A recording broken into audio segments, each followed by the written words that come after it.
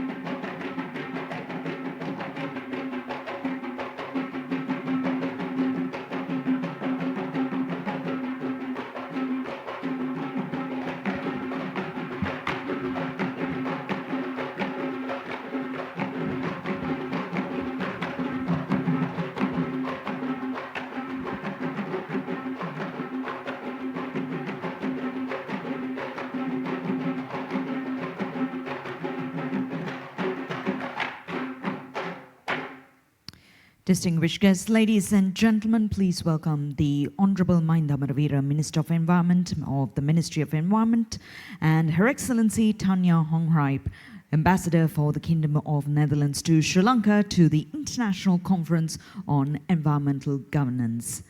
Ladies and gentlemen, Ayubowan, Please take your seat as we're about to commence today's conference.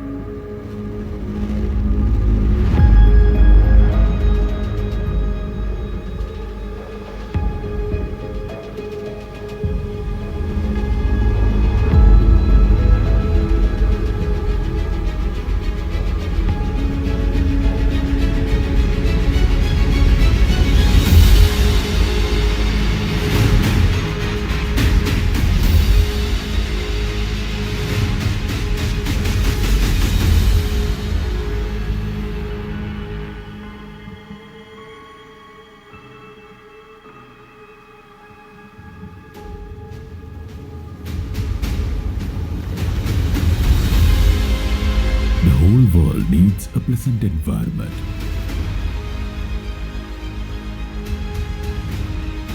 Retaining a living world for the present and future is our obligation. Time has arrived to face all the challenges. It's time together for a sustainable solution. Let's join our hands to make a better world.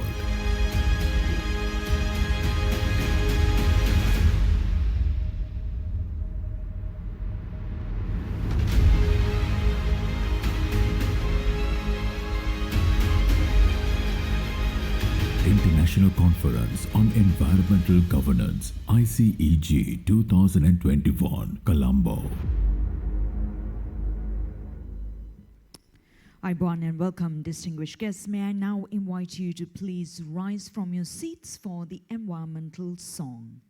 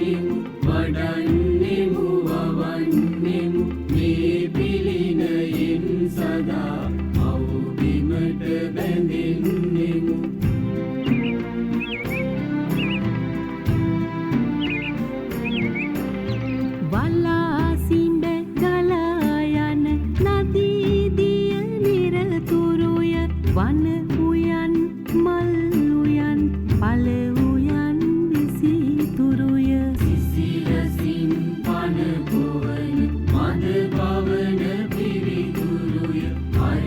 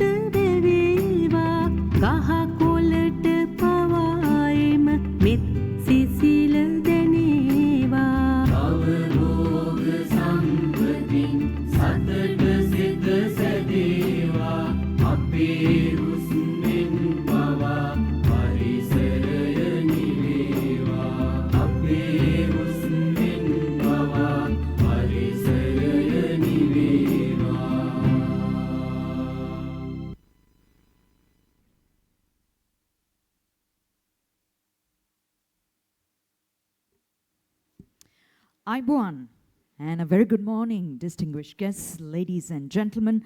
Our chief guest, the Honorable Mahinda Maravira, Minister of Environment. Our guest of honor, Her Excellency Tanya Hongripe, the Ambassador for the Kingdom of Netherlands to Sri Lanka.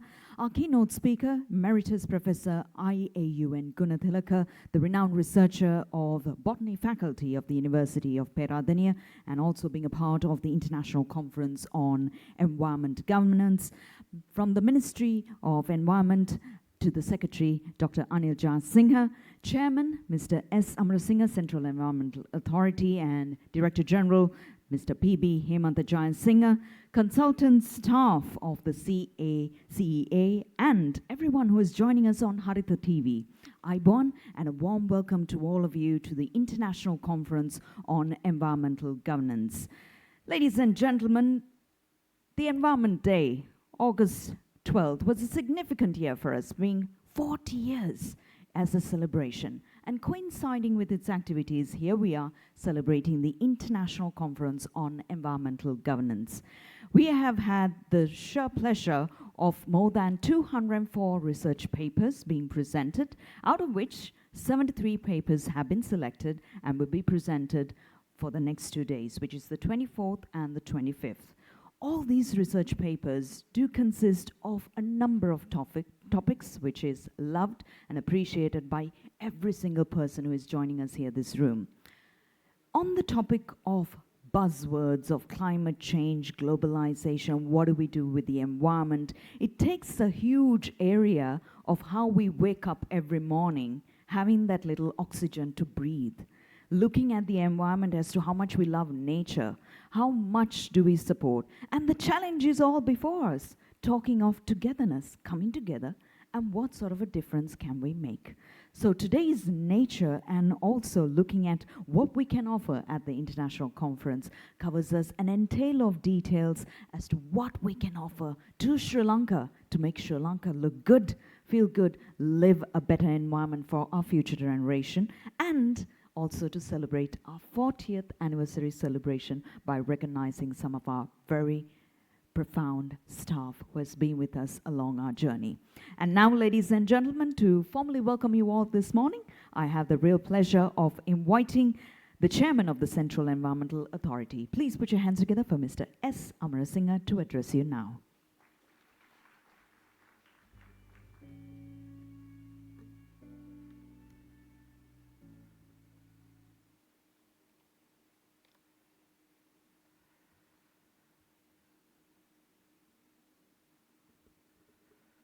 Good morning, everyone. Honorable Minister, Excellencies, distinguished guests, ladies and gentlemen.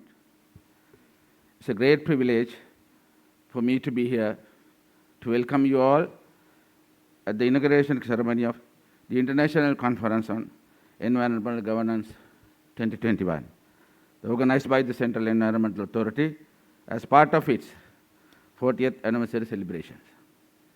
Let me first warmly welcome Honorable Mahinda Maravira, Minister of Environment of the Government of Sri Lanka, who is participating in this conference as our chief guest.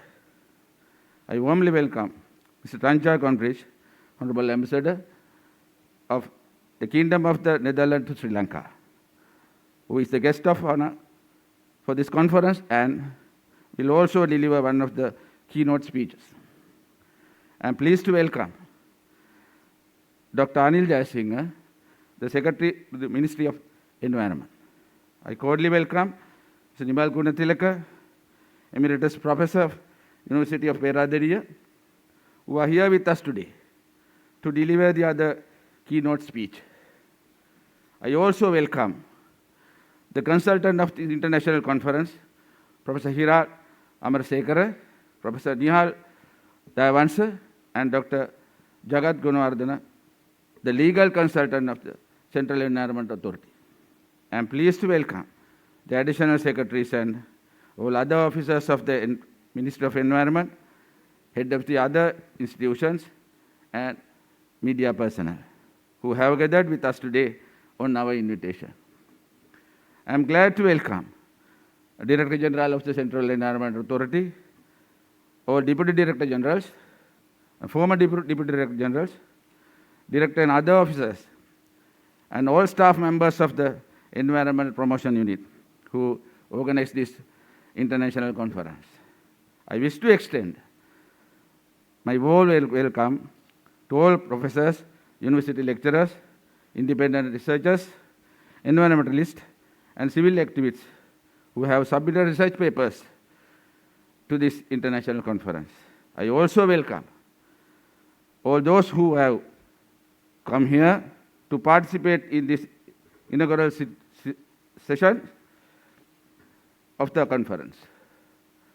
As you're already aware, the international conference in here, the Central Environment Authority, completed 40th year on 12 August. As the regulatory body, mandate for conservation and management of environment in Sri Lanka. Our broad goal is to guarantee a well-protected environment for the well-being of the general public and future generations of our country. Although we were not able to carry out some of the programs we have planned initially due to the existing COVID-19 pandemic situation, we somehow managed to organize this international conference, overcoming many obstacles and hardships. I'm sure that you all aware that the present government has launched many kind of programs related to sustainable environmental policy, increasing vegetation cover, conserving our important rivers under the theme of Surakamu Ganga, conservation of soil and biodiversity, managing solid waste, promoting organic farming, and burning single-use polythene and plastics are some of the major activities being implemented successfully by the Central Environment Authority during these couple of years. In a situation like this, I believe this International Environmental Conference is timely and would be a worthy platform to strengthen strategies in environmental conservation. Finally, once again, I am pleased to cordially welcome Honorable Minister Environment, Sri Lanka Ambassador of the Government of Kingdom of the Netherlands, experts, and all of you, and I wish to the International Conference in International Governance 2021 is success. Thank you very much.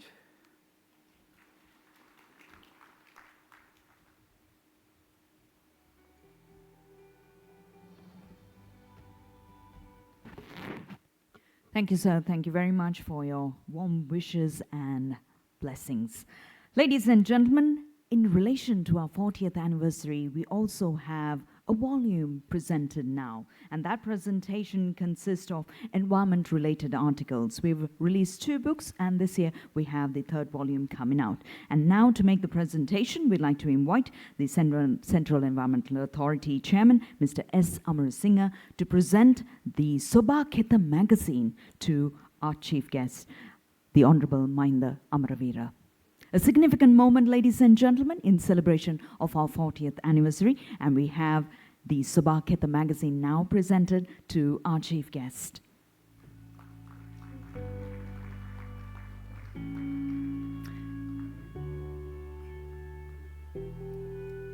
We will be presenting books to the Secretary as well as to Her Excellency.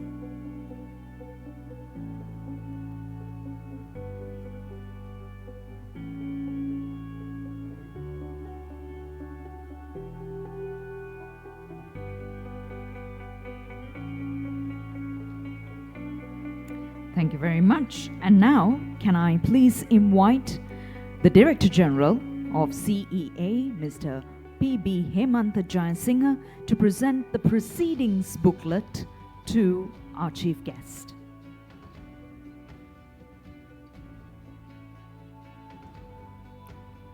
That's the magazine, Soba Khetha, being presented to our dignitaries.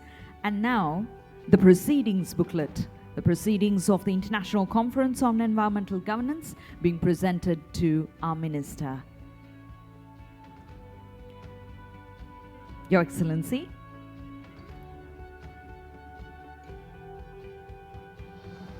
conference research papers and other details of the significance of the International Conference on Environmental Governance being covered here at the proceedings booklet, being presented now to our chief guest, our guest of honor, to the secretary, as well as to the chairman and our keynote speaker.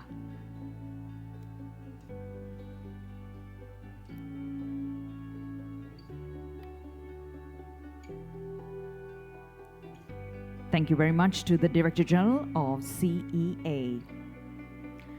And now, ladies and gentlemen, moving on to our proceedings here this morning. This gentleman was very much involved in the health authorities when COVID pandemic started, and now he's been given the daunting challenge to make a change in the environmental landscape. Ladies and gentlemen, to address you now, I have the real pleasure of inviting the Secretary to the Ministry of Environment, Dr. Anil Jayasinghe. Your applause, ladies and gentlemen.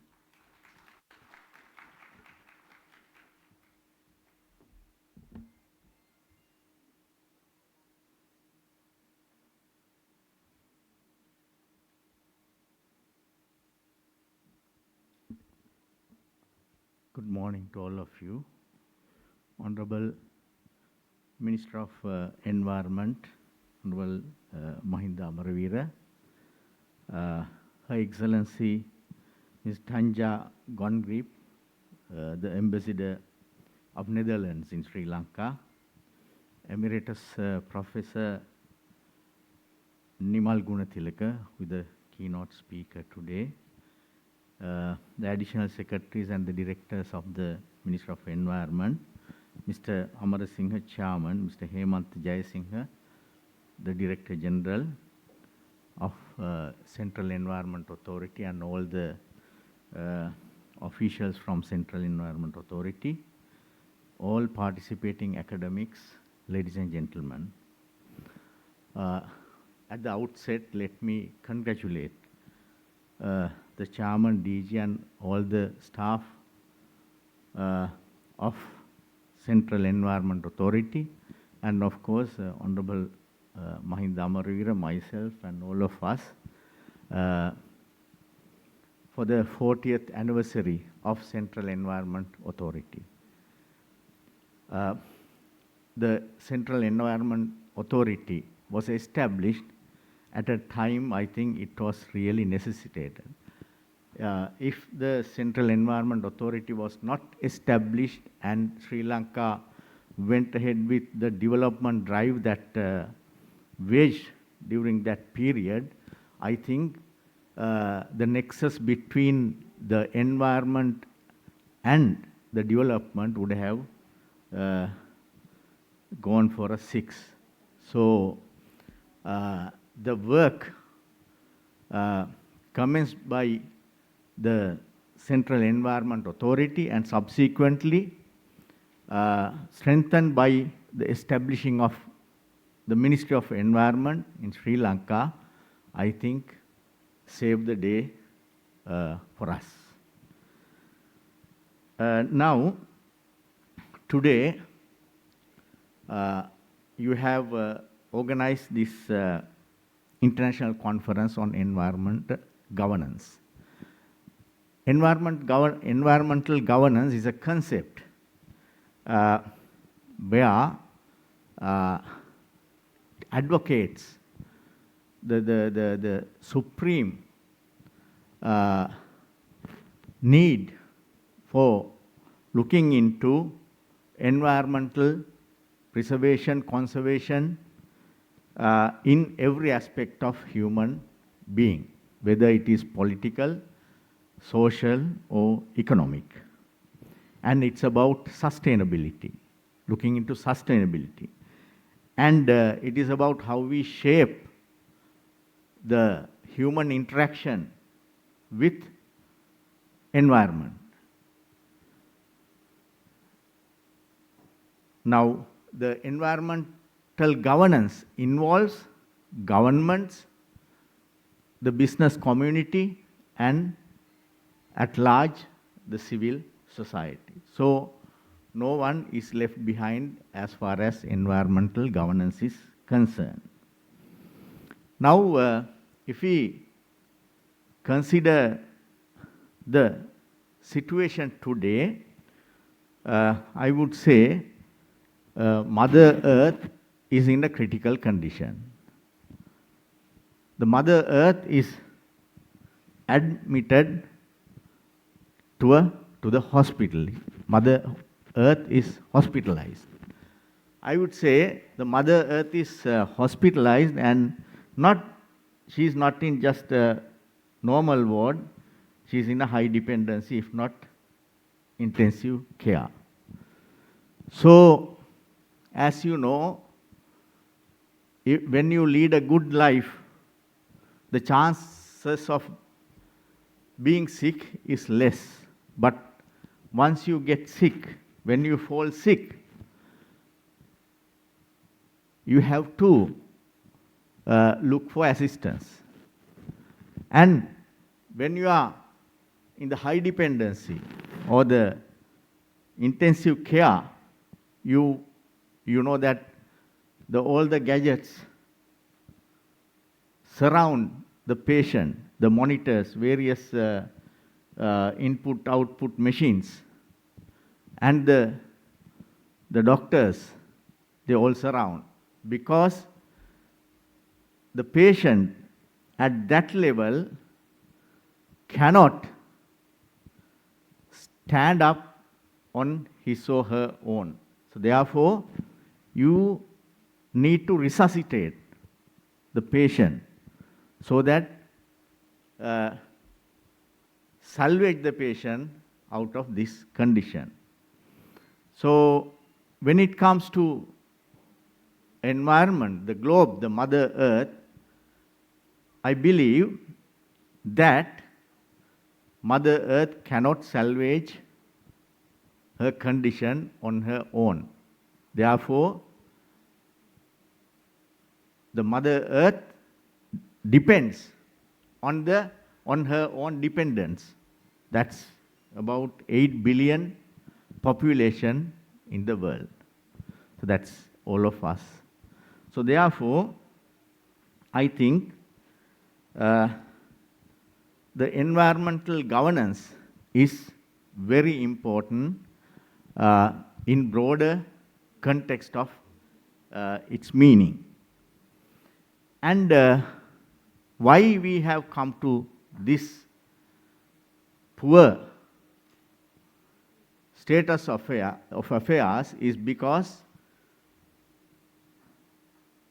of environmental degradation that has taken place, that is being taken place historically in this globe.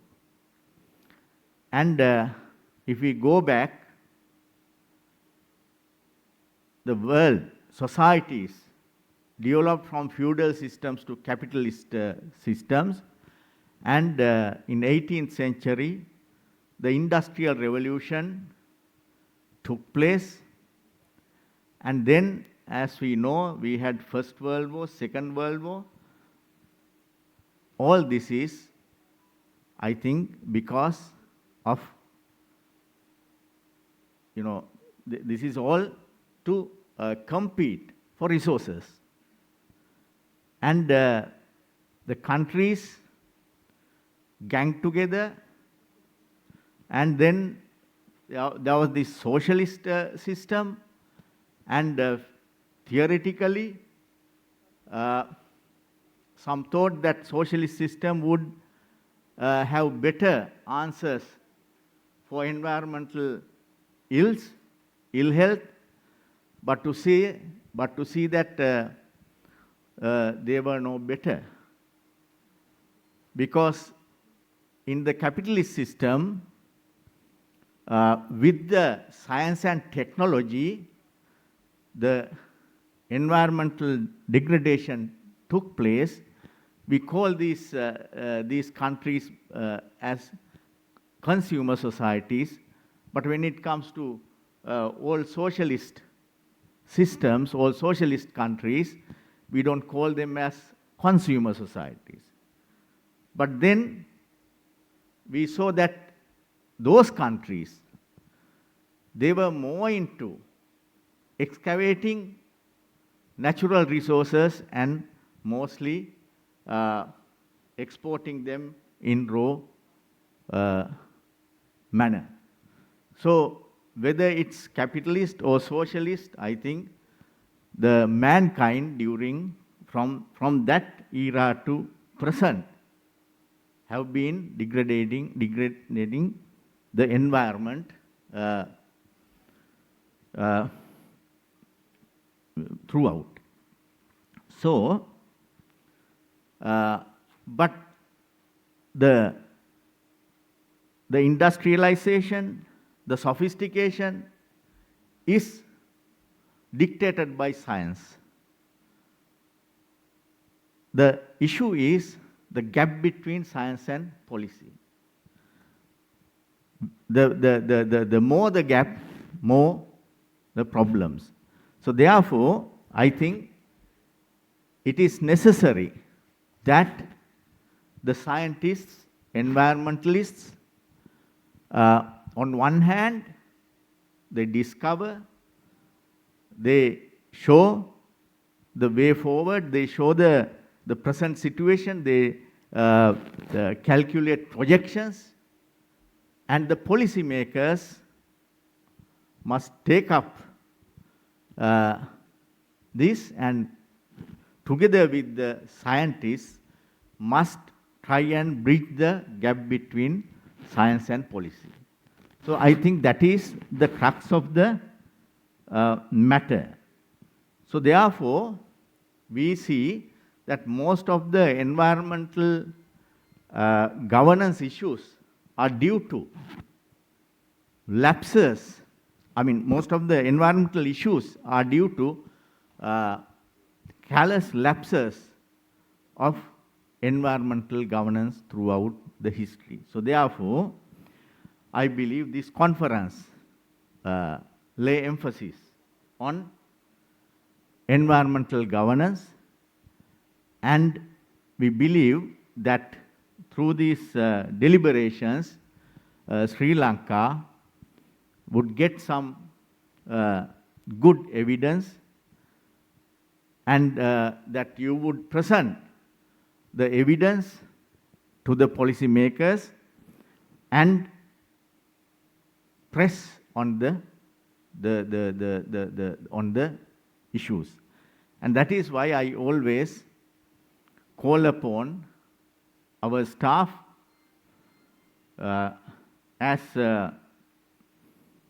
always advised by Honorable Minister, for all of us to be fair enough in terms of environmental preservation, conservation, and try and allow the coexistence of the development and environment in a manner that the globe, the earth, will not further impacted by the activities of human beings. So therefore, I thank the Central Environment Authority for organizing this, and I wish deliberations to be a success. Thank you.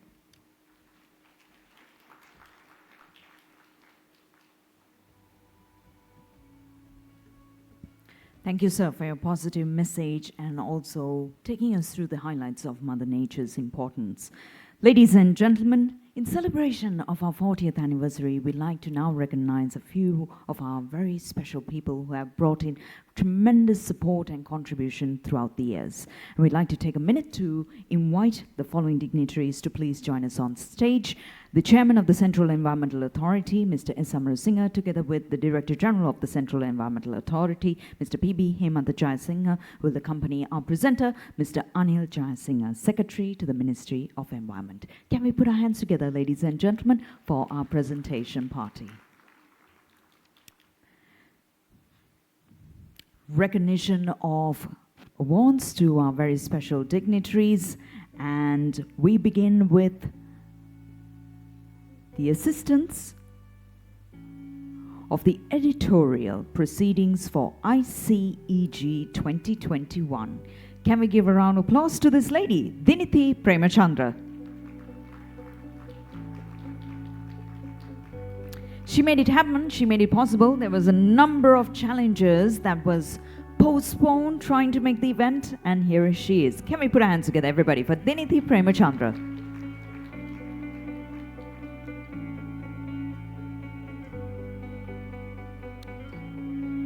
Joining us next is the former Deputy Director General of Environmental Management and Assessment, Central Environmental Authority of Sri Lanka, Mrs. Kanti De Silva.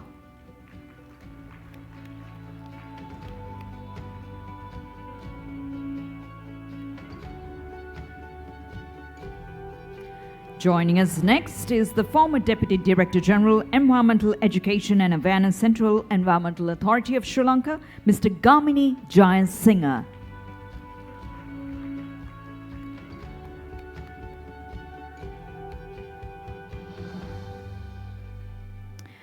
And the Deputy Director General, Environment Management and Assessment, Central Environmental Authority, Sri Lanka, Mr. N.S. Gamage.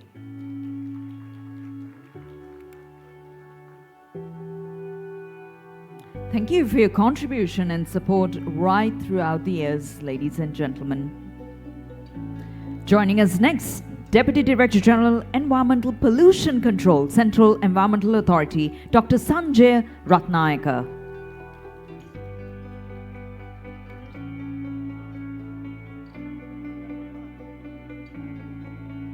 And we say congratulations to you, Deputy Director General, Human Resource Administration and Finance, Central Environmental Authority, Sri Lanka, Mr. KGTN Kiriella.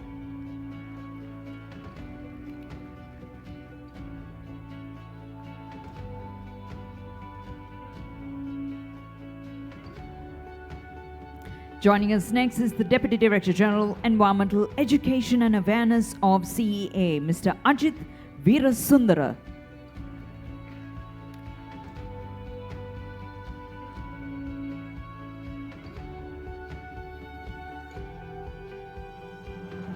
Joining us next is the Deputy Director General, Waste Management of the CEA, Engineer JMU Indra Ratna.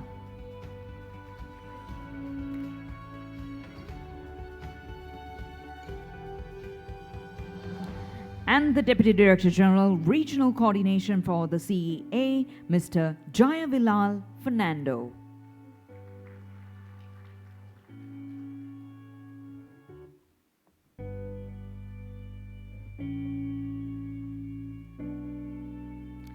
And we also invite the Consultant International Conference on Environmental Governance, the legal consultant for CEA, Dr. Jagat Gunawardana.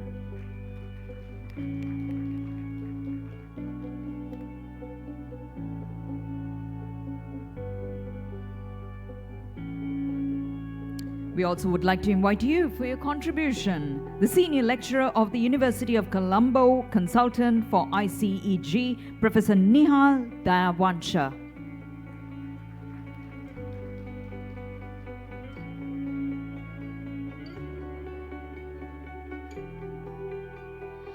And last but not least, the Consultant for ICEG, Senior Lecturer for the University of Sri Jayawardhanapura, Professor Hiran Amarasekara.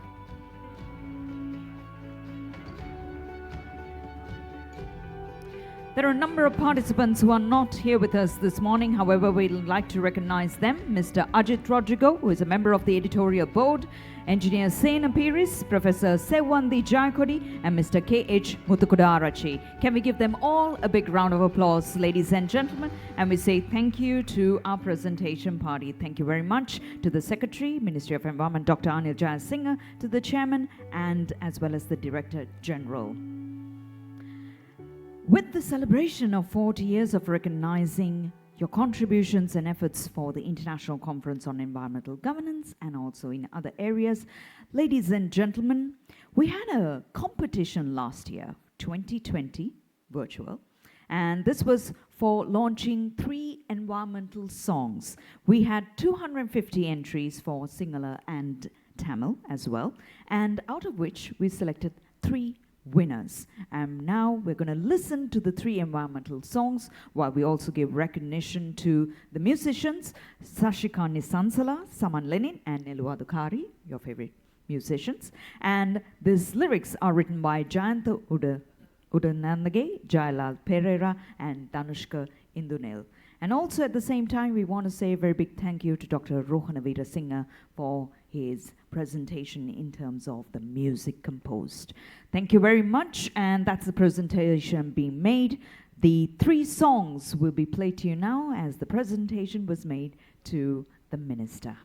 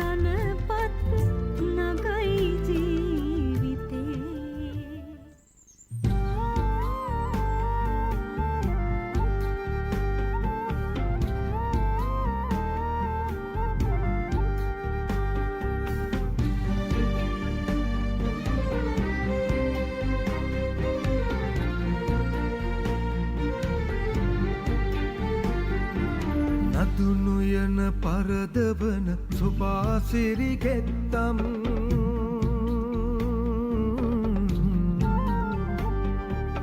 අසම මව්පිය වැනිය පරිසරයවත්කම්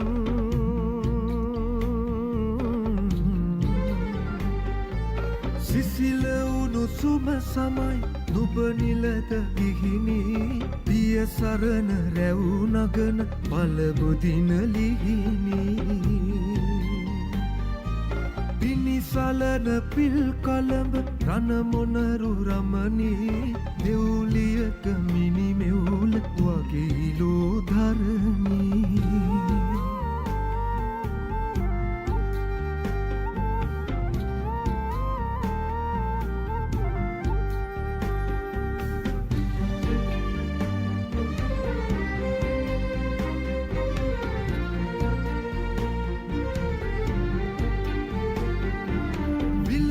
හෙල් මැලි තඹරු රේණු බුමු තුරුණකි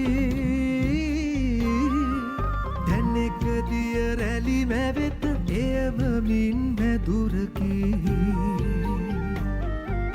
තුරක මලි ගිය වැලකි යස මගුල් මඩුවකි අරලු බුලු කොහොඹමි ලෝබෙහෙත් කලබකි නතුනු යන පරදවන සුභාසිරිගෙත්තම්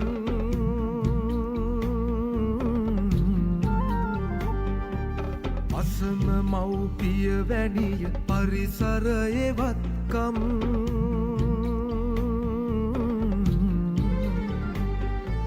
සිසිල උණුසුම සමයි නුබ නිලද ගිහිනි පිය සරණ රැව් නගන බලබුදින ලිහිනි පිනිසලන පිල් කලඹ රණ මොනරු රමණී දෙව්ලියක මිනි මෙවුල වගේ ලෝධරණී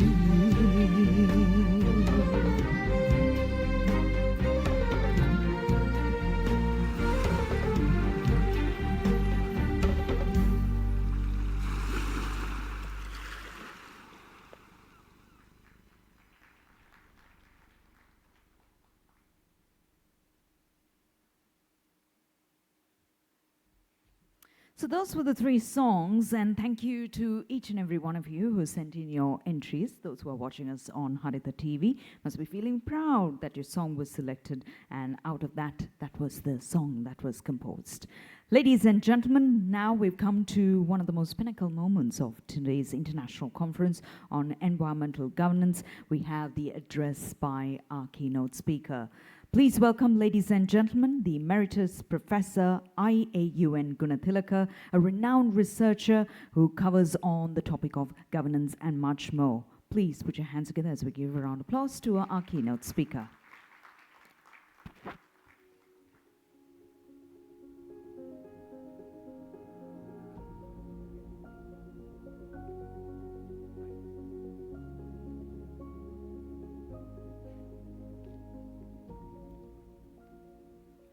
Honorable Minister of Environment, Her Excellency, and all distinguished guests, invitees, ladies and gentlemen. Yes, Secretary Dr. Jasingh's remarks he made initially actually is a good entry point for my own presentation. It's going to be, he said the Mother Earth is in HDU and also possibly in ICU.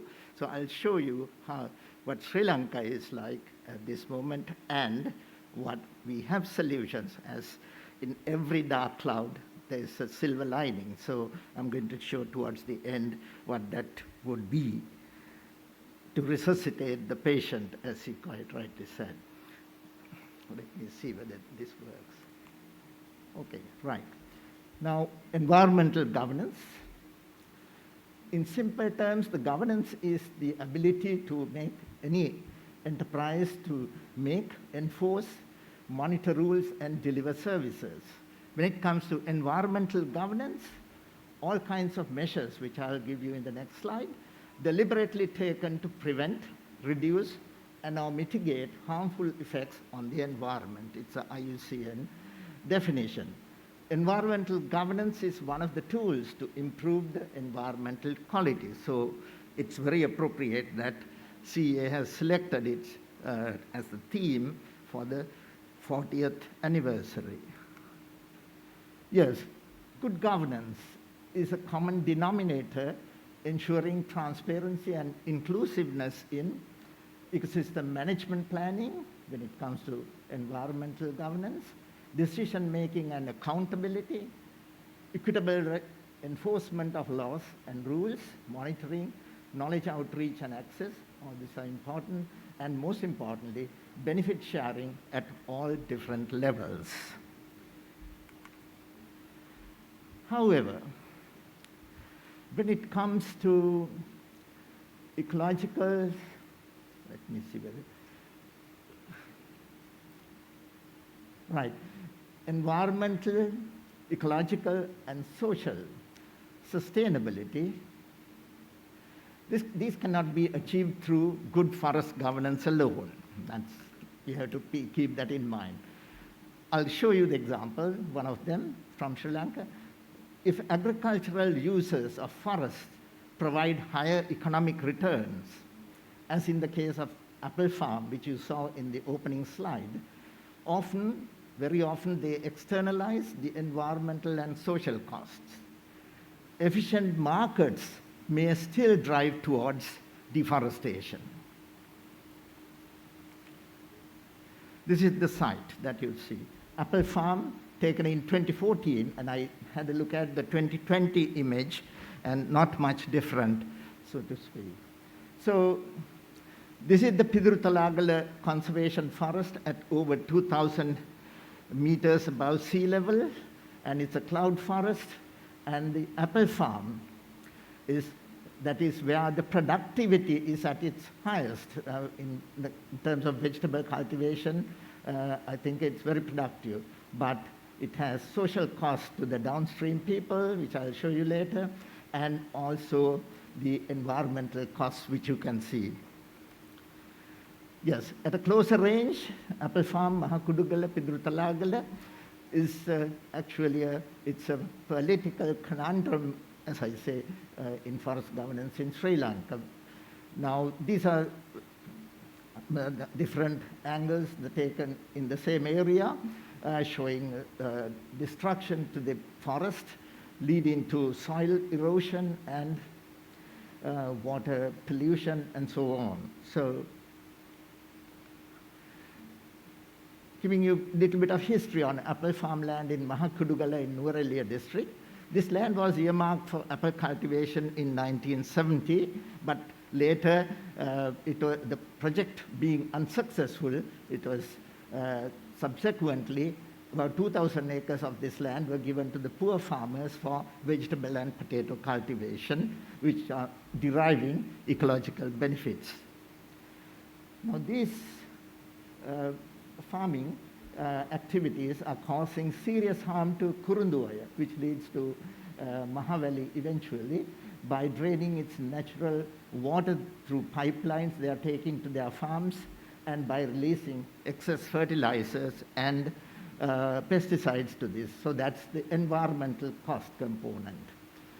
These cloud forests are important watersheds for downstream areas in Valapane, Angurankata, and in surrounding areas, and that's the social cost involved in this.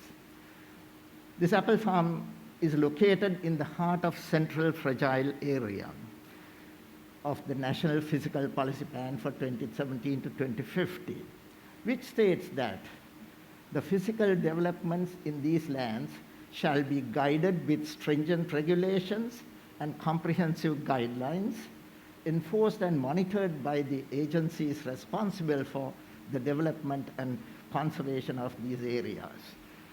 The Department of Forest Conservation has taken steps since 1980 to evict these unlawfully occupying, those who occupy this land. It's an uphill task indeed for them.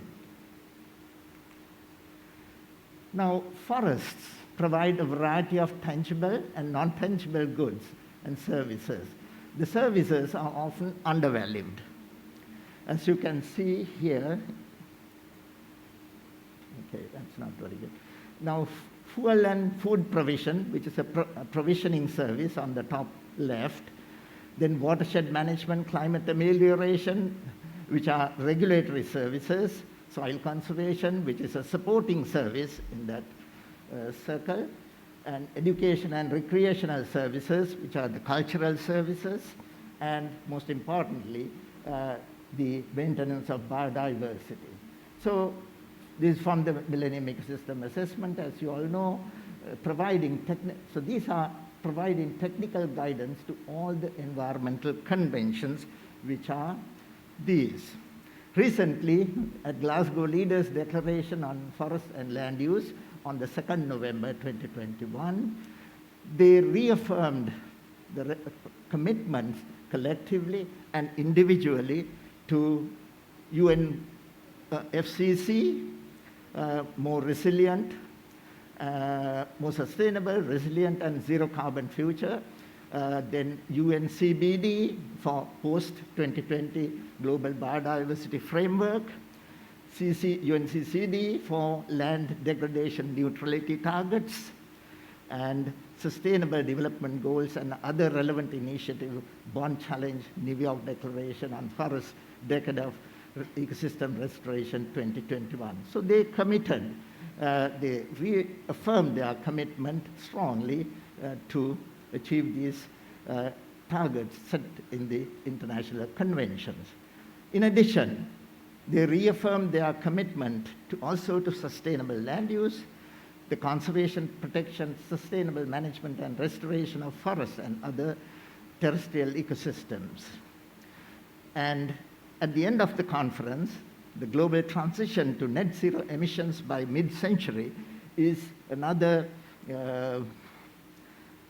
landmark decision made, as I said, at the end of the conference. Now, that's the international scene about commitments to environmental conservation and sustainable development.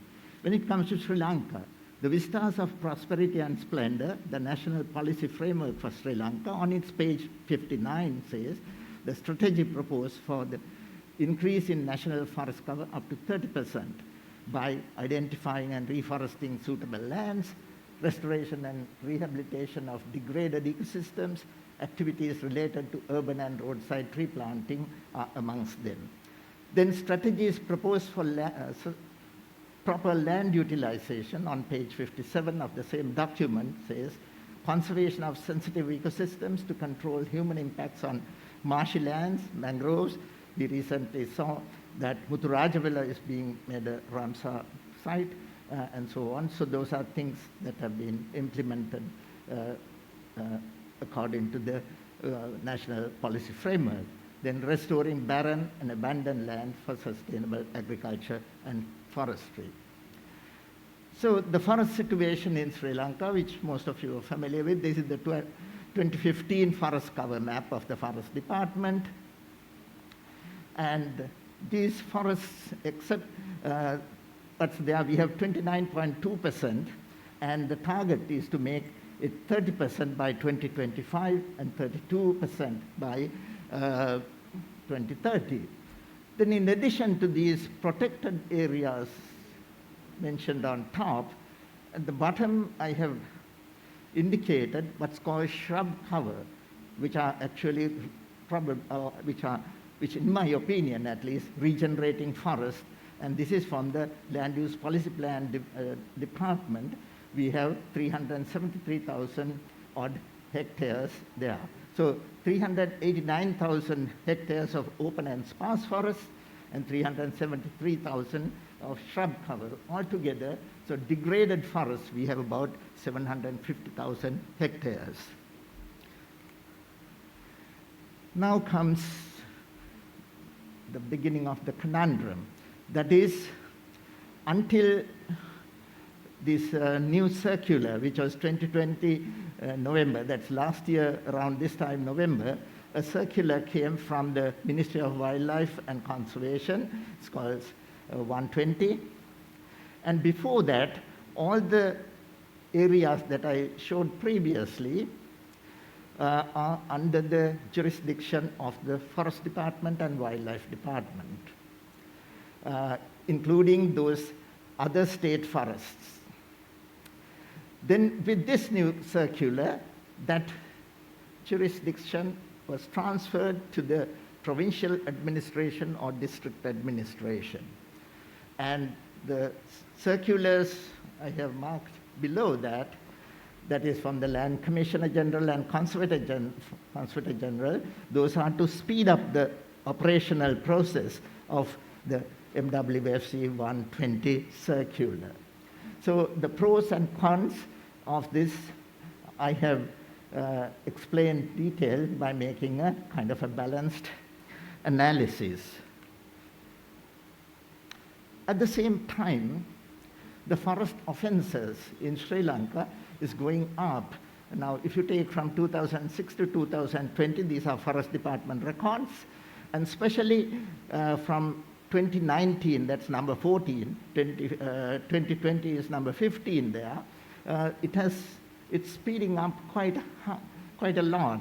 That is, the forest offences are on the high now.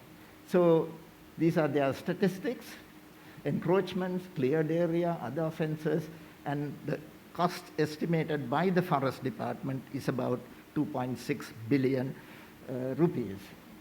And cases filed and convictions were made, nearly most of them, and fines they have collected only about half of that, that's 1.3.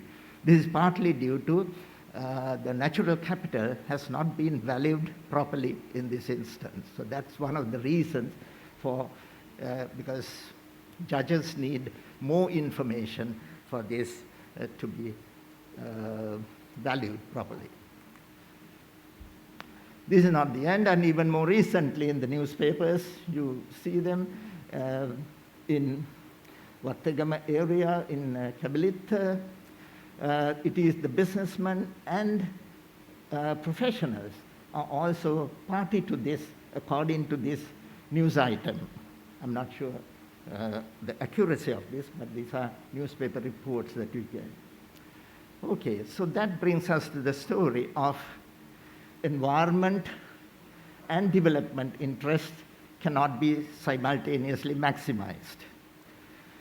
So a core challenge in environmental governance concerns is trade-off. Trade-offs are inherent in environmental governance.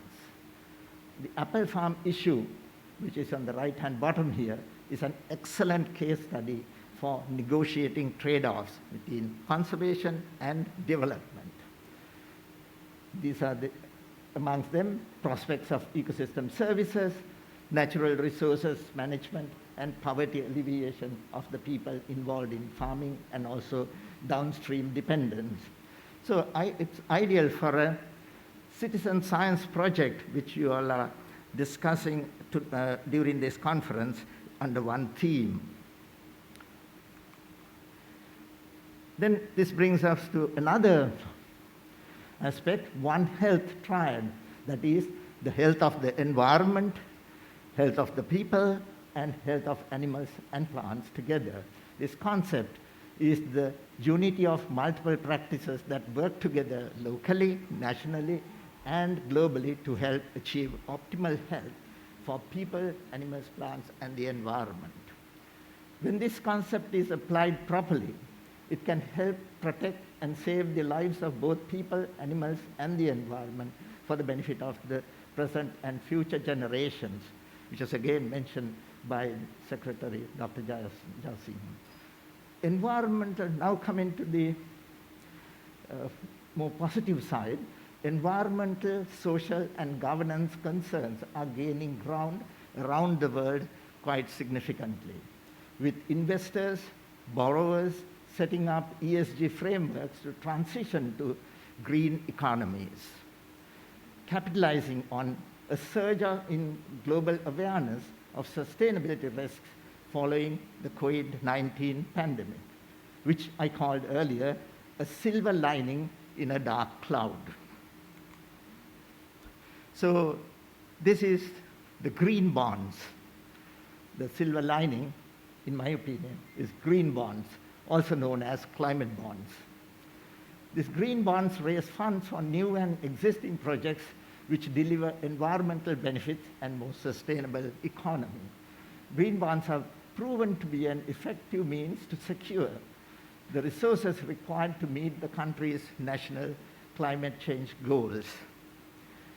And it promotes transition to low carbon and climate resilient future through mitigation of and adaptation to climate change. Green bonds are issued as, most important thing for us, green bonds are issued as financial instruments, even for refinancing international debt capital, debt instruments. Example, World Bank Green Bond Program, and EU already has a well-established program with standards developed by them, EU. The scenario of global green bond market is likely to pass $500 billion US mark this year, and the latest forecast is that $1 trillion mark is in sight before the end of the year. So this is how it's steeply going up from 2012 to 2021 up to September.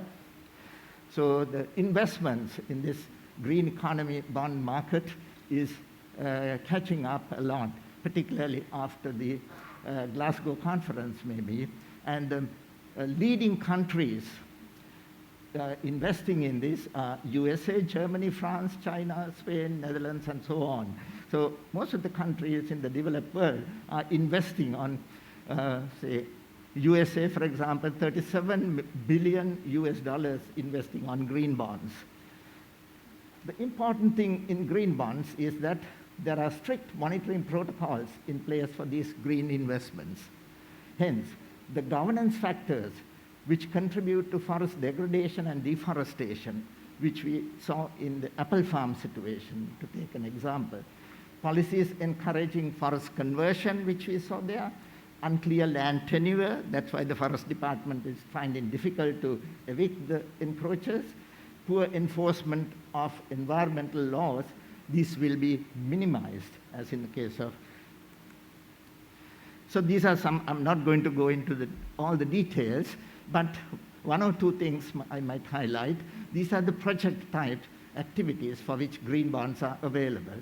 Conservation easement, if you read the darkened ones, control of agricultural land use rights in upstream land holdings to increase sustainable practices and reduce runoff. So classic example for apple farm situation. Then number 3, establishment of organic agriculture production. Again, then payment for ecosystem services, green infrastructure and nature-based solutions, that's mostly development of biological corridors, because here we are referring to green bonds in relation to biodiversity conservation and sustainable development, because there are others for solar energy, wind energy, and so on, but I'm specifically focusing on biodiversity-related projects here. Coming to the end. Open and sparse forests, regenerating shrub vegetation. I think there are good examples for green bond investments to improve environmental governance. In Sri Lanka, we have world-renowned global agricultural heritage system of FAO, which the Inauguration systems, and Candian spice gardens, again, well-known world over. And these are some of the candidates for green bonds. But before that, we have to do the valuation of the ecosystem services. So in a trade-off situation, conservation arm is powered by this as a result. So, and one example is, I have taken here, Chetwing Villuyan Eco Resort, abandoned Elangava system in Kimbis in Sigiriya. They have converted it to high-end ecotourism resort, which had been very successful.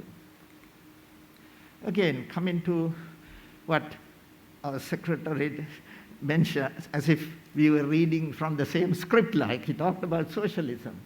Socialism failed because it could not tell the economic truth.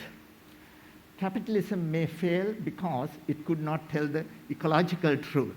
This was said by a person whose quotable quotes are many, Lester Russell Brown, a pioneering environmentalist of yesteryears. Lastly, on this 40th anniversary of CEA's overall responsibility lies in integrating environmental consideration in the development process of the country. So we wish on this occasion that the CEA will continue to serve as the vanguard organization in search of ecological and economic truth towards sustainable development of Sri Lanka. Thank you, but I have a postscript. At this moment, this morning, I got to know that Mr. Martin Vijayasinghe, who is here, seated here, one of the great environmentalists Sri Lanka had, he had passed away last night. So I dedicate this presentation to Martin Vijayasinghe, who had helped us for well over 45 years during our work at Singarajan. So our tribute to Martin Vijayasinghe, one of the greatest Sri Lankan environmentalists who liberally shared his indigenous and scientific wisdom to everyone alike in search of ecological and economic truth, because he's a successful ecotourist businessman from the village. And ecological truth, he is a man who is knowledgeable about indigenous aspects as well as learned from the scientists. So he's all-rounder in that. And I take this opportunity to pay a tribute to this great person, Mr. Martin Vijayasinghe. Thank you very much for listening.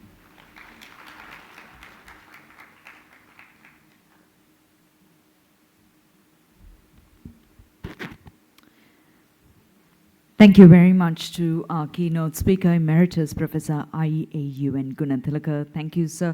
You're a great asset to Sri Lanka, even having won the Presidential Environment Awards Gold Award recipient for the year 2019, in showing those statistics and also educating everyone on the way forward as to how we can take care or bring things together. Now, with that very sentimental message that was brought in of how Martin Vijayasinghe kind of contributed, I'm sure each and every one of you has an individual in your life who works devotedly trying to make an impact in society for the environment. And in relation to the International Conference on Environmental Governance, we speak of different challenges being faced, and we thought our entertainment item, which is coming up next, speaks a little bit of a mood of storms that we go through in our day-to-day life. This involves in instruments of drums and violins, a little bit of a rumble which will happen on stage by the fabulous beat drummers, and Satchinda and his team is ready to bring you something emphatic. Enjoy.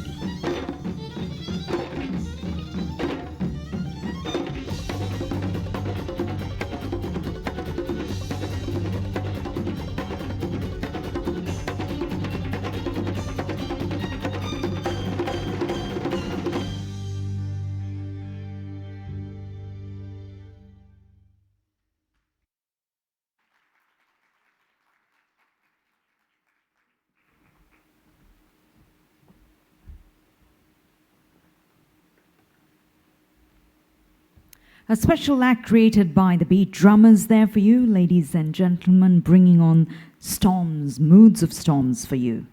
Ladies and gentlemen, our next guest of honor constantly updates on Twitter about women abuse and violations, and also how to bring about gender balance as well. But she also has a special place for the environment. And something that I really liked was her recent post on reminding us that our planet is not a sinking ship we can just abandon whenever we need to, but climate change is important and it's an opportunity to develop a smarter and better, more inclusive environment.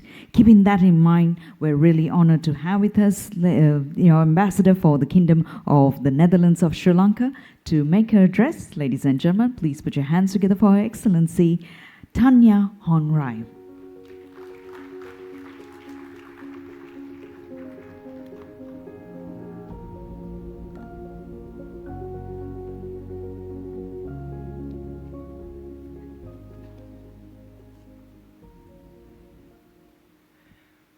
Wow, this is the best introduction I've ever had for a speech. Thank you so much. I saw the group already left the room.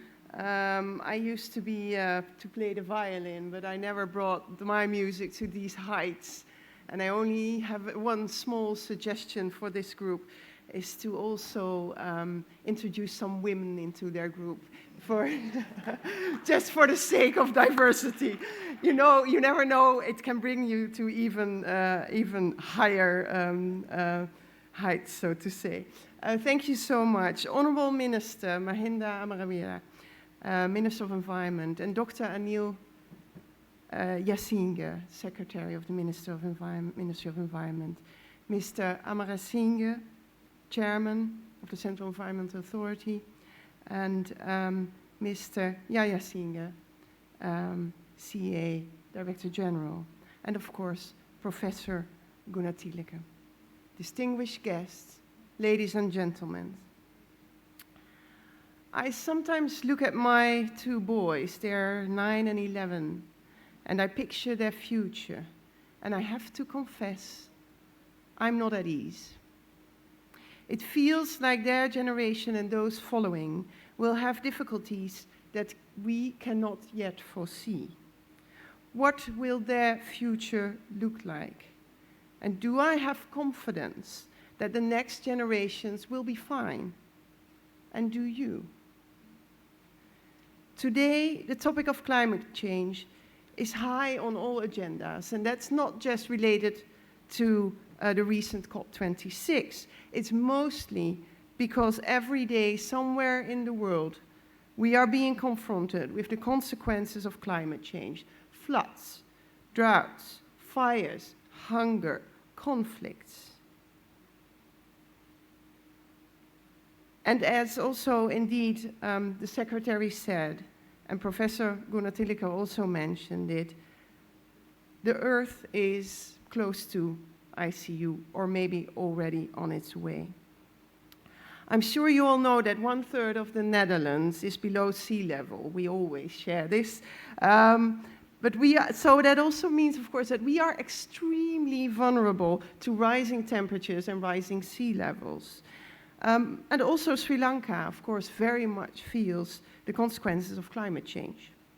There's no doubt that we have to manage this together, but somehow we do not manage to do that very well. There are many reasons for that, but one important factor is that we need a long-term vision and strategy. We need to invest now to secure our tomorrow, and only a long-term vision and strategy can overcome the clash that Professor Gunatilaka mentioned between economic development on the one hand and environment on the other hand. Only a short-term economic development perspective of view can ignore environment. This is where the importance of governance comes in. We need to collectively govern our environment, our planet, our world, our future. And we cannot say that in the past decades nothing has happened. And also Professor Gunatilaka referred to the many agreements and goals that were set internationally in the past decades.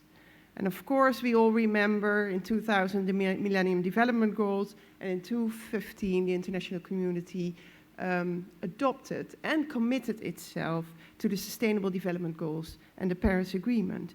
And this ambitious agenda should serve as a reference point for international environmental governance. And indeed, both Sri Lanka and the Netherlands have embraced the SDGs. We work towards the same vision.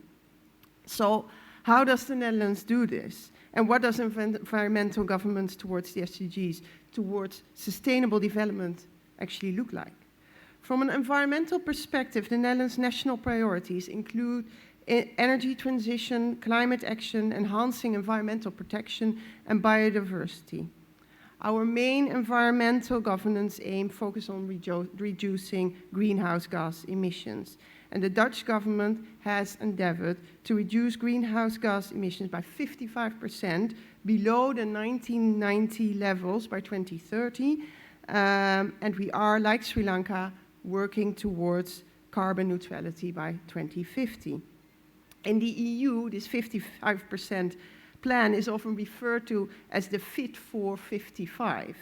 And it sounds a bit like an exercise program for middle-aged. But we all know that Fit for 55 will entail drastic changes for everybody. Our national climate goals were laid down in our Climate Act in 2019, and the government is required to set up a climate plan, setting out measures to ensure that the targets stipulated are achieved.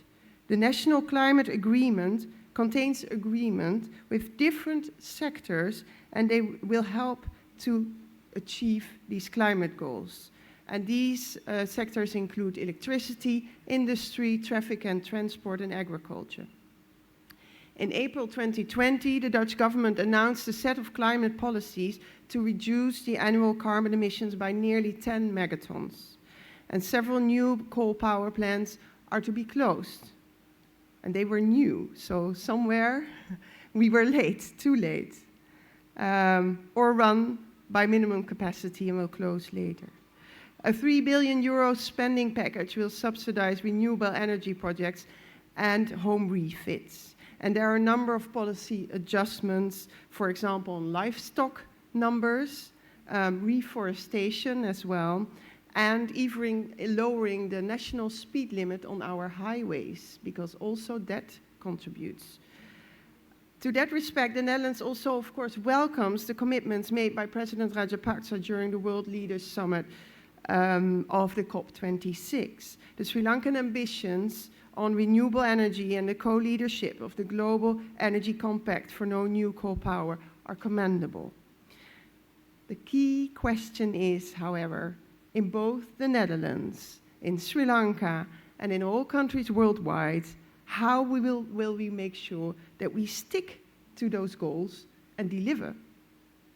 Strong words and good intentions are not enough. Now, I will say something that might be a bit sensitive in Sri Lanka, as I notice civil society is not always valued enough. And calling someone an NGO is mostly not regarded as a compliment in Sri Lanka, I noticed. But I will say it anyway. Besides government working with business, we need civil society, including academia, to make sure that we stick to our plans and that we reach our goals. And it's clear that also the CEA knows this and is aware of this. We need the youth, the interest groups, environmentalists, researchers, also when their input and opinions are not always supportive of the government policies. Our environmental challenges do not only go beyond geographical borders, they also go beyond politics or political borders. Let me give you one example that raised quite a lot of attention in the Netherlands and other countries as well. some environmental groups in the Netherlands felt that the Dutch government was not doing enough to safeguard the environment. So in 2015, they actually went to court. They initiated a court case against the government.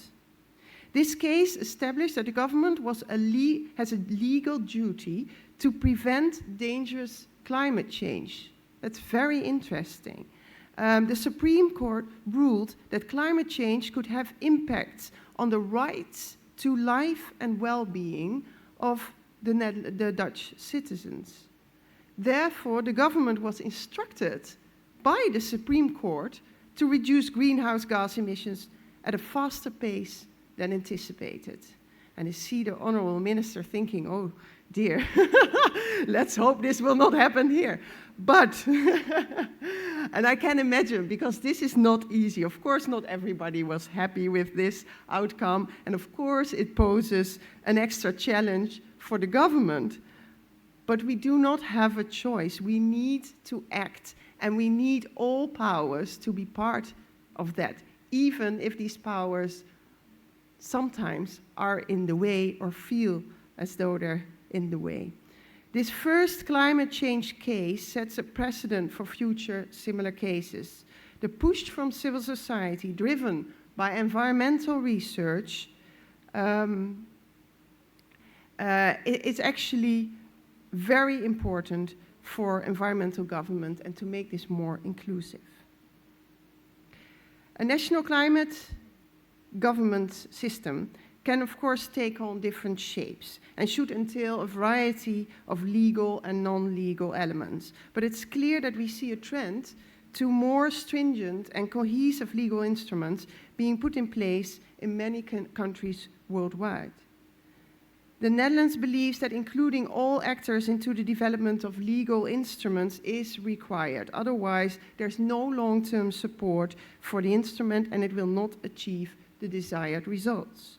So national and local governments, the private sector, including the financial sector, civil society organizations, knowledge institutions, and young people are all key partners in implementing the SDGs. And thus, involving the different stakeholders in consensus building is a core part of the environmental governance and transition to a sustainable future. To say it concisely, only through partnerships with all actors involved, we can build back better. For example, the Dutch SDG Charter, so the Sustainable Development Goals Charter, is a growing multi-stakeholder platform with over 500 Dutch companies, NGOs, knowledge institutions, and philanthropists. And they have declared their intention to contribute to the SDGs in partnership and work on the SDGs in an integrated manner for all 17 goals. In the Netherlands, responsibility for performing SDG actions, including those focusing on environmental and climate action, is assigned to all the ministries concerned, so not just to one ministry.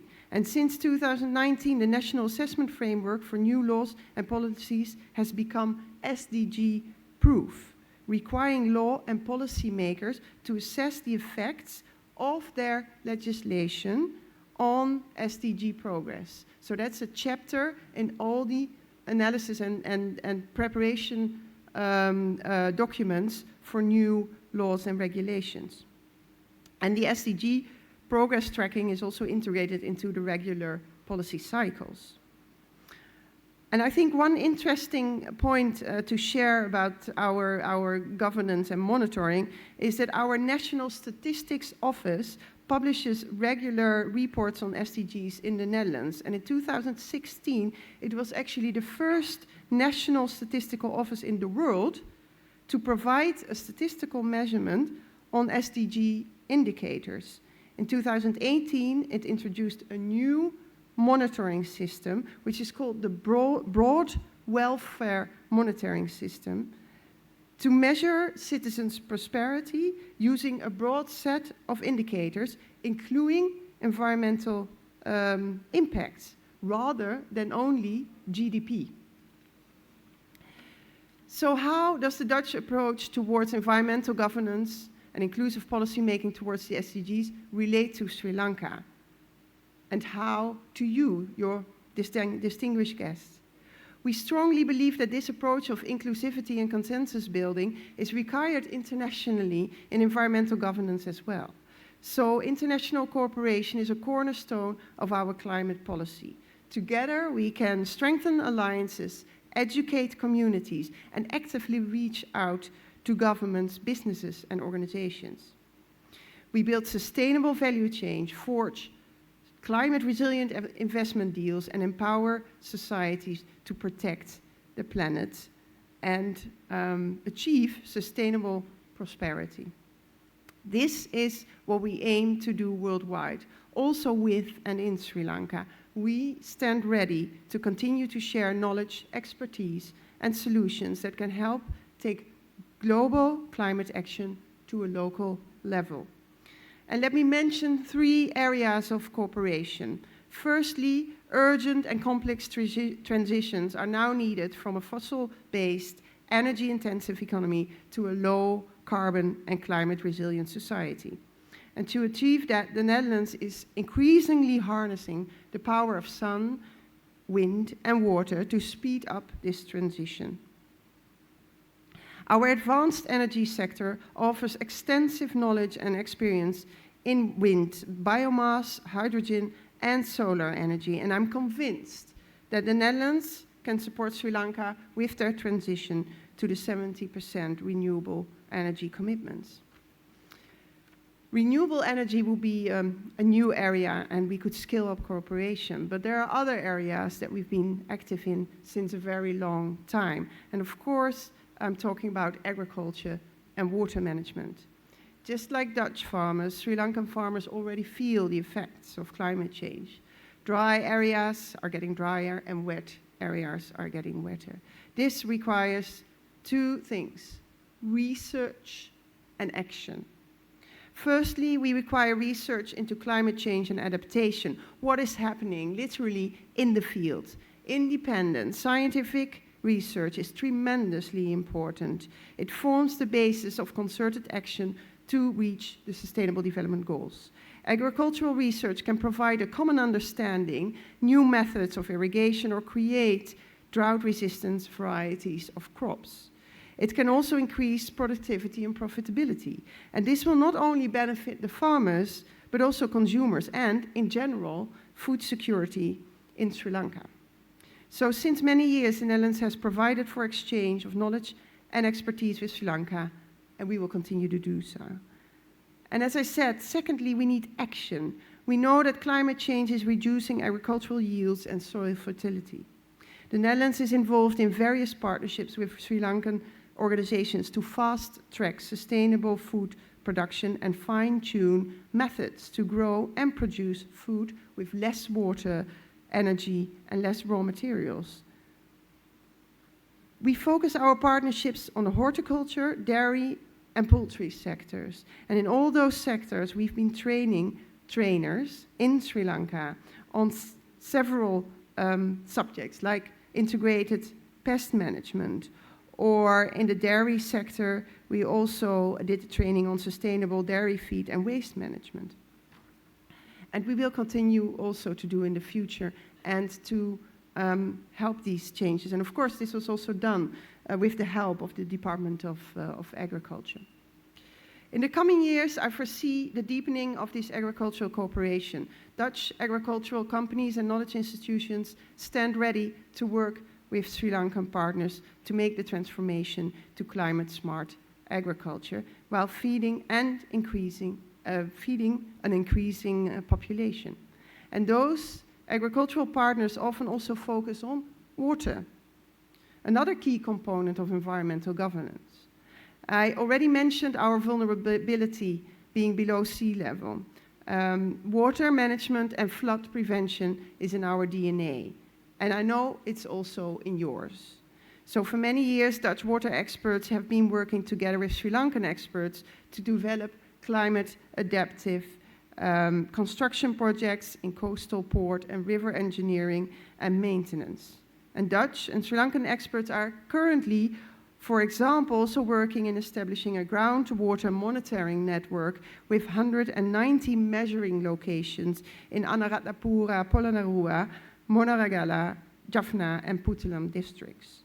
And we are preparing a big government-to-government project in the north called the River for Jaffna project, providing drinking and irrigation water.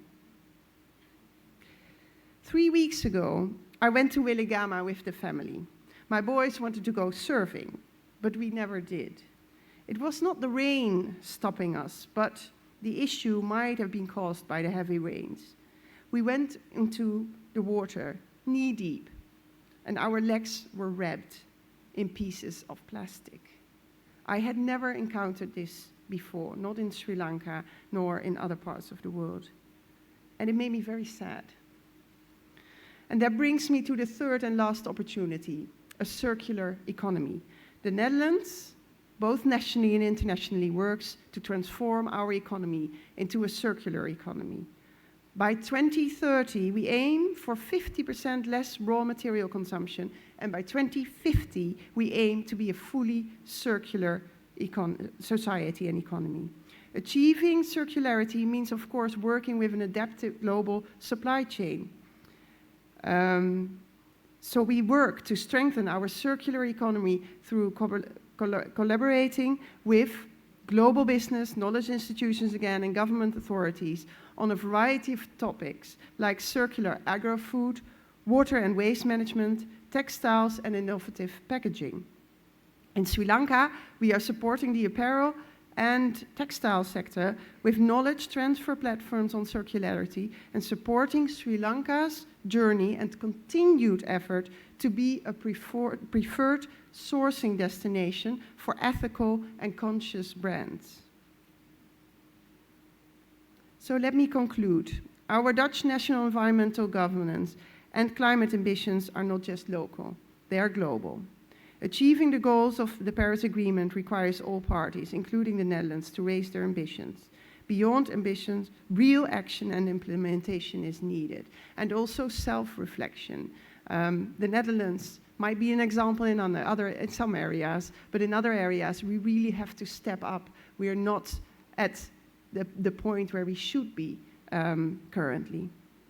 The Netherlands is eager to work together in an inclusive, consensus-driven way and provide knowledge and expertise and technology, but also exchange knowledge and expertise, ranging from clean energy and green technology to circular and climate-resilient products and solutions.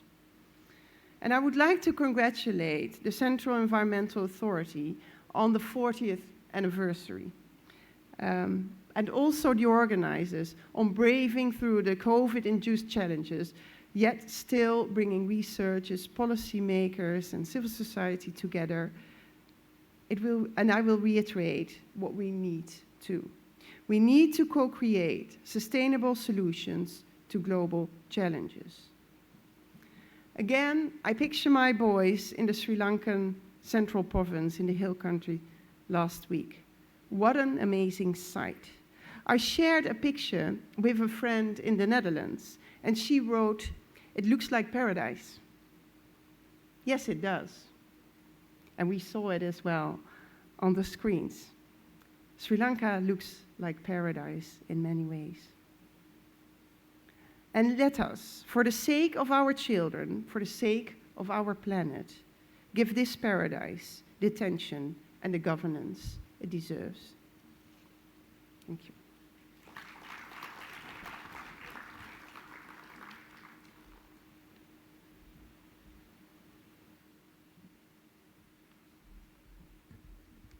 Thank you, Your Excellency, for taking us through the highlights of some of the most important areas and also educating us on coming together and making things possible as well. Ladies and gentlemen, Michael Jackson, one of my favorite personalities, and his Earth Song was something that touched each and every one of us the world over. And today we have the fabulous Shehan Kaushalya, who is ready to perform to you here, backed by the fabulous beat drummers.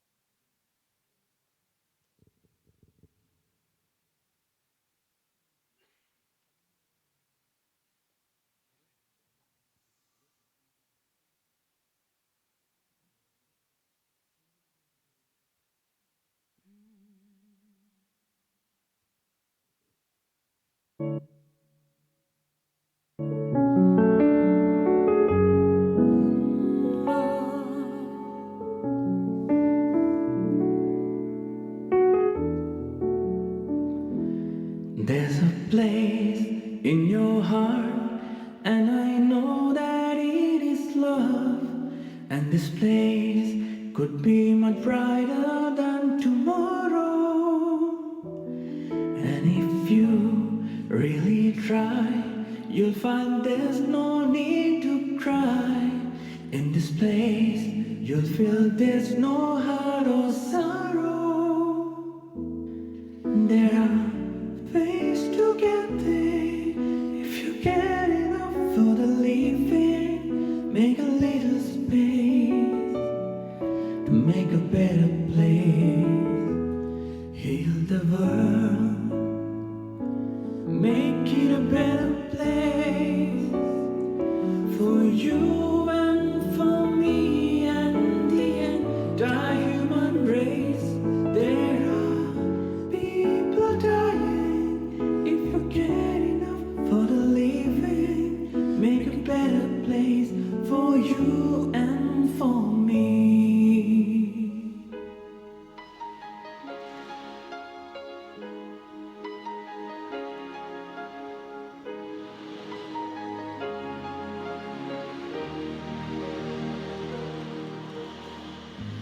What about sunrise? What about rain? What about all the things that you said we want to gain? What about killing fears? Is there a time? What about all the things that you said were yours and mine? Did you ever stop to notice all the blood we shed before? Did you ever stop to notice this crying earth, this very big shore?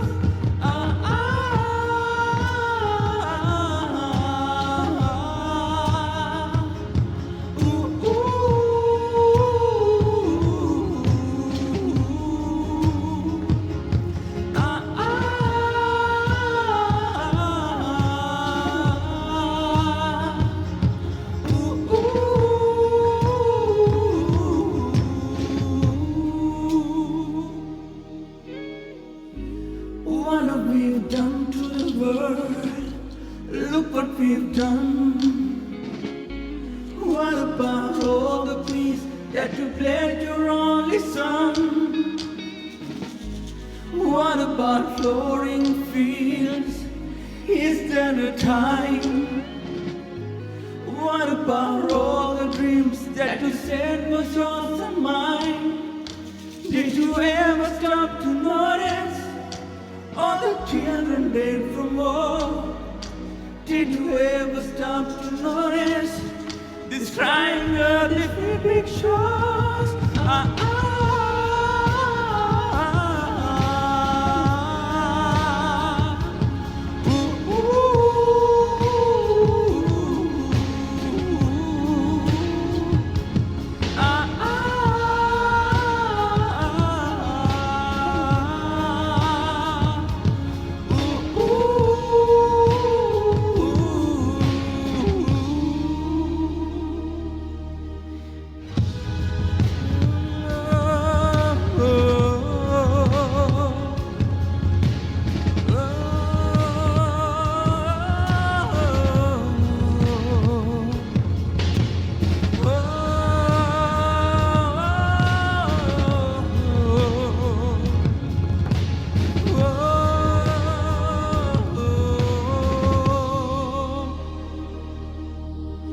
I used to dream, I used to glance beyond the stars.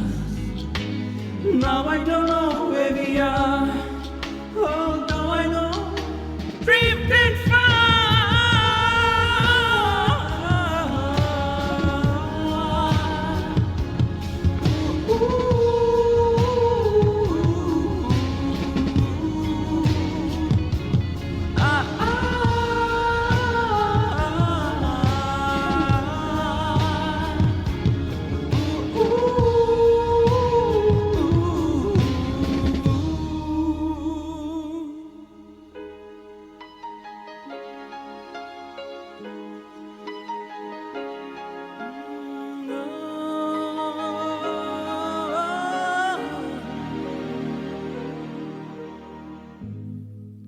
Thank you.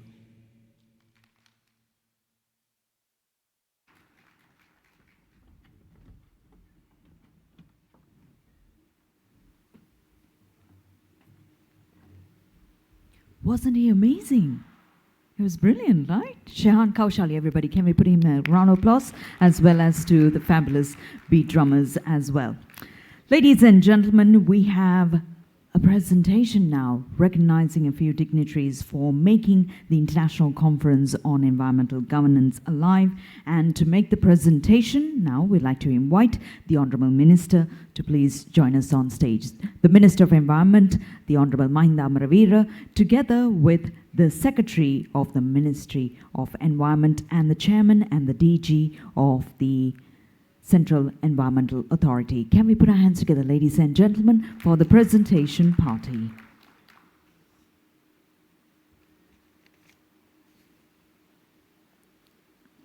Special tokens of appreciation for their unstinted support and contribution for making the International Conference on Environmental Governance possible.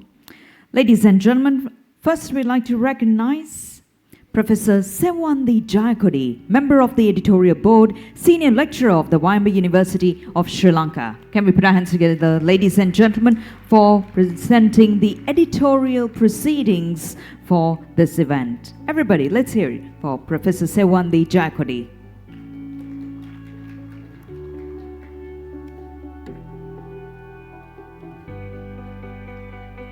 And we also like to recognize the board members of the Central Environmental Authority. First to Dr. A. Amarasinghe. Joins us from the Kelaniya University.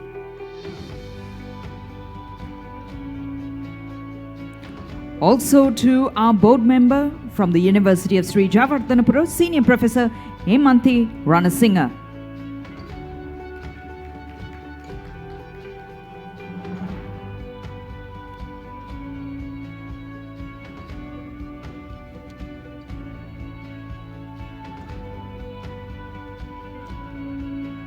And next, ladies and gentlemen, is to the conference chairperson for International Conference on Environmental Governance 2021, Mrs.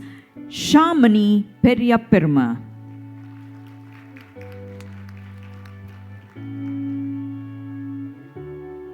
She had a daunting task, everybody, so come on, put your hands together. With COVID, things were a little tough. We went virtual, but she made it possible. Thank you. Next, we'd like to recognize the Director General of Central Environmental Authority, Mr. P.B. Hemantha Jayasinghe.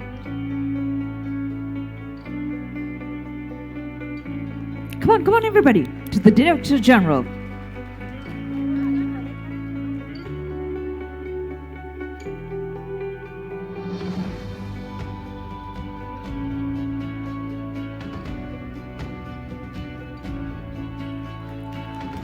And next, we'd like to recognize the Chairman of the Central Environmental Authority, Mr. S. Amarasinghe.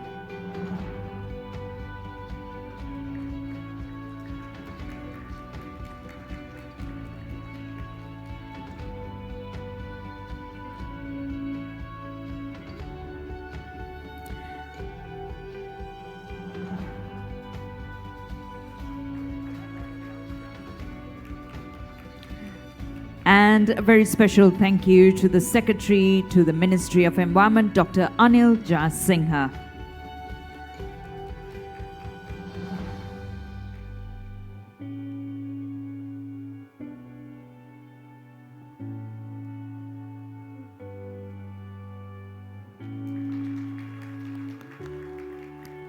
And also to our keynote speaker, ladies and gentlemen, Emeritus Professor IAUN Gunathilaka. Thank you, sir, for your contribution and bringing us some valuable insights for today's event.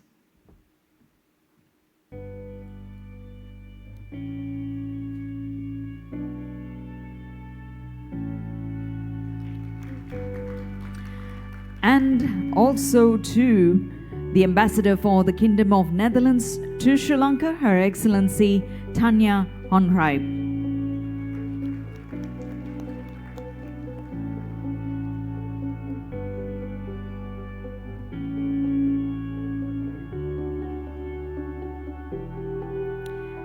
And ladies and gentlemen, A special memento to our chief guests for joining us here at the International Conference on Environmental Governance.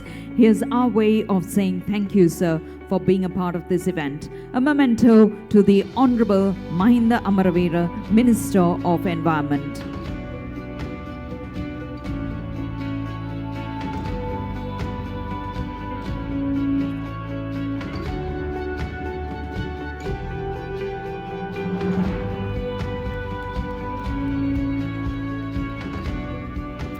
And we'd like to invite all our dignitaries to please pose in for a group photograph.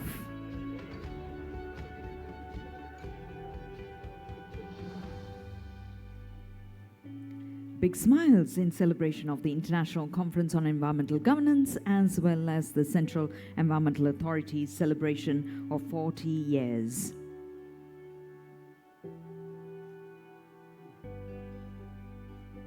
Thank you very much to our dignitaries. And with that, ladies and gentlemen, it gives me great pleasure now to invite the Honorable Minister of Environment to address you now. Please join me in giving a round of applause to the Honorable Mahinda Amaravira, our chief guest, to address you now.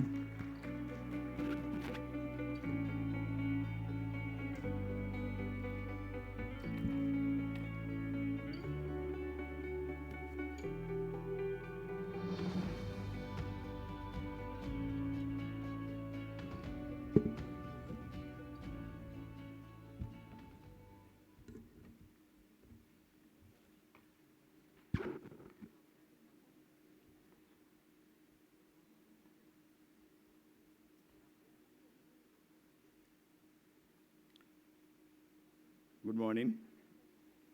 Her Excellency Thangya Gondij, the Ambassador of the Netherlands, Professor Nimal Gunatilaka of the Peradeniya University, Dr. Anil Jasinga, the Secretary to the Ministry of Environment and other officers, the Chairman and the Director General of the Central Environmental Authority and other officers, ladies and gentlemen. It's a pleasure to be here at the inauguration of the International Conference on Environmental Governance organized in connection with the 40th anniversary of the Central Environmental Authority. I wish to thank the Chairman and the Director General of the CEA for inviting me for this event.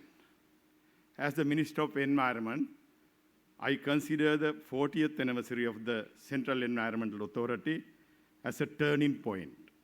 A person reached 40 years signifies middle age, but 40 years of existence of an institution is a sign of the professional expertise updated time to time.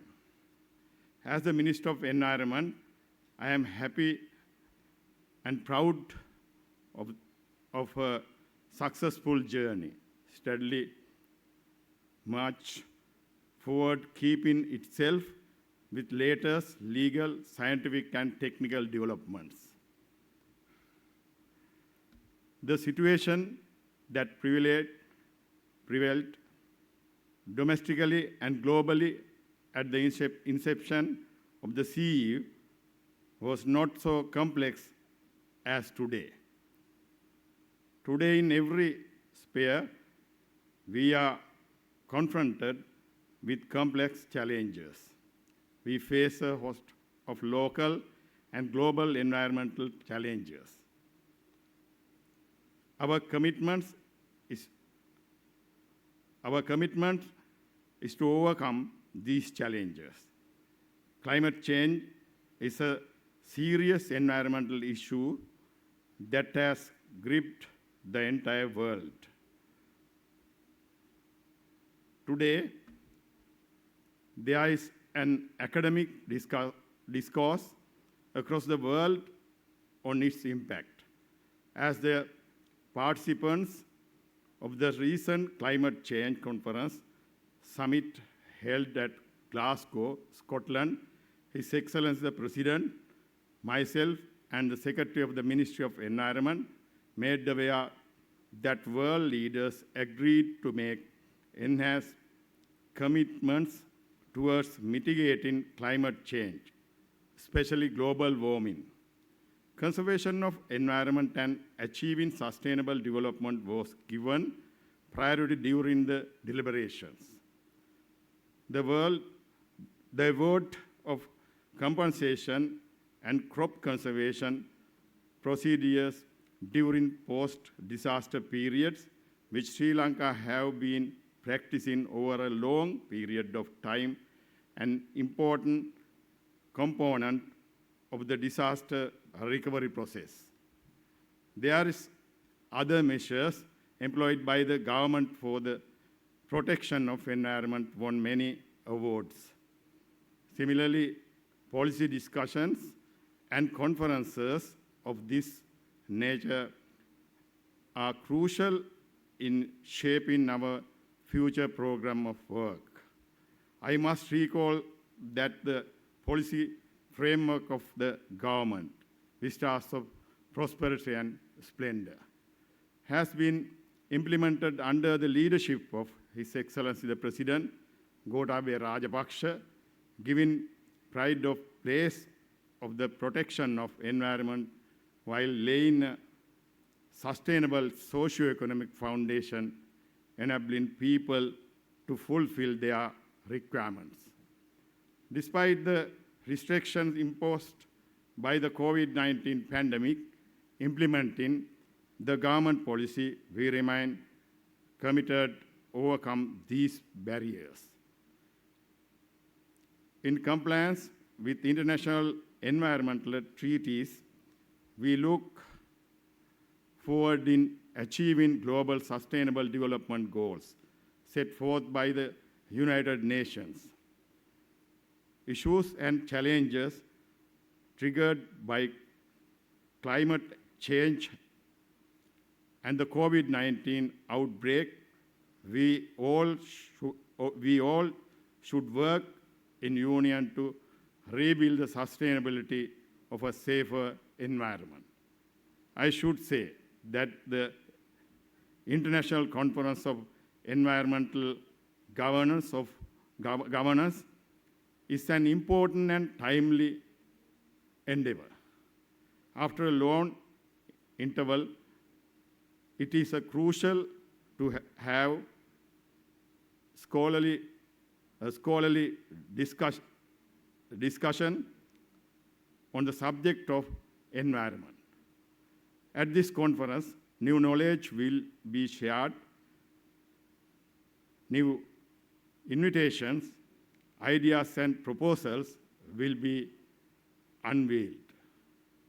Positive environmental governance involves the adoption of a participatory environmental conservation process that integrates legal and institutional partners, the private sector, non-government sector, and civil society towards this. I believe this International Environmental Convention would play a key role.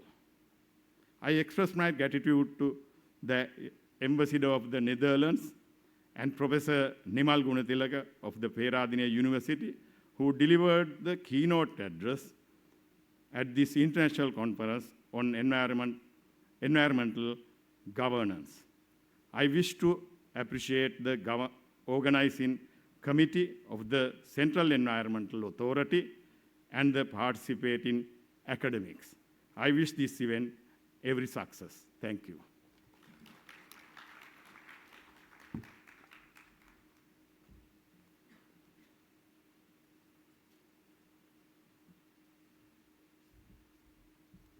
Thank you, sir, for joining us here this morning and for being a part of today's event. It's been a real honor. Ladies and gentlemen, we've come to the conclusion of the inauguration or launch of the International Conference on Environmental Governance. And now to propose the vote of thanks, we'd like to invite the Director General of the Central Environmental Authority. Please put your hands together for Mr. P.B. Hemantha Jayasinghe.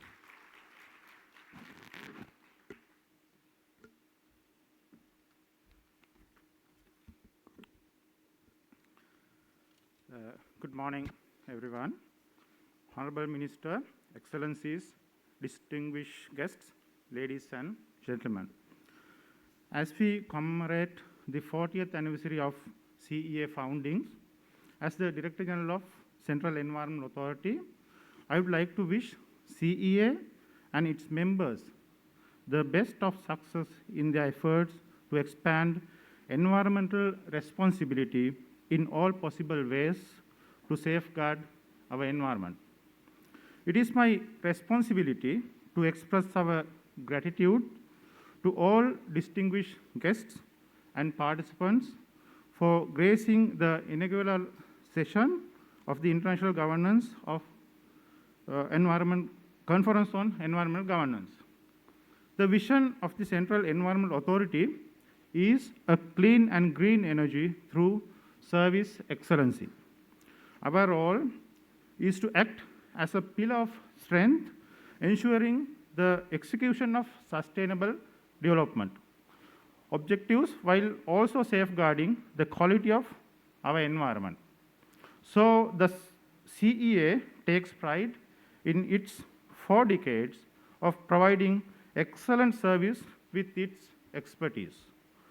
This International Conference on Environmental Governance is being conducted today as a timely intellectual intervention for environmental conservation, commemorating 40 years of professional duty in regulating Sri Lankan environment.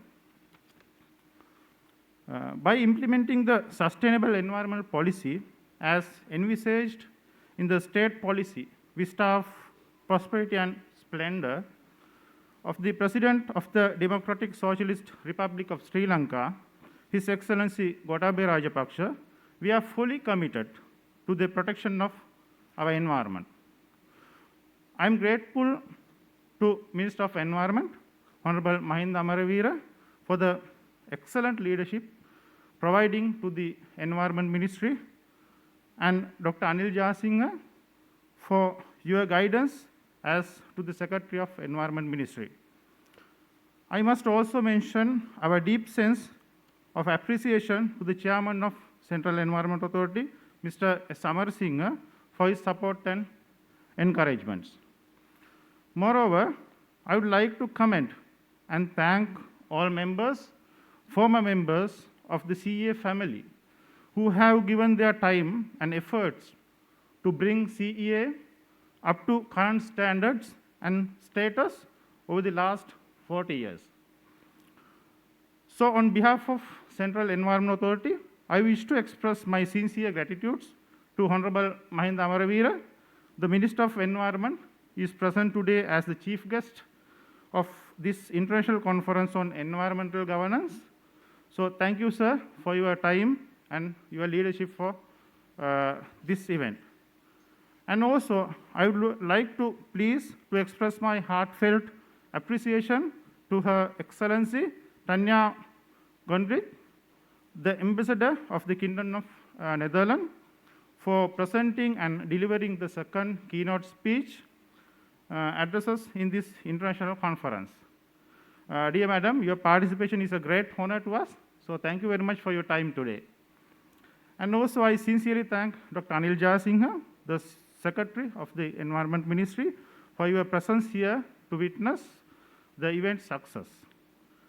I am also grateful to Emeritus Professor Nimal Gunatilaka of the Peradeniya University, who delivered the first keynote speech of the conference. And thank you for accepting our request for an expert speech, Professor. And also, we want to express our special gratitude to Professor Hiran Amarasekara, Professor Nihal Dayavansa, and CA Legal Advisor, Dr. Jagat Gunawardana, for their contributions to the event success and for serving as consultants for the environmental sessions. Also, many thanks to dear professors, doctors, lecturers, and other experts who have represented the environmental committees.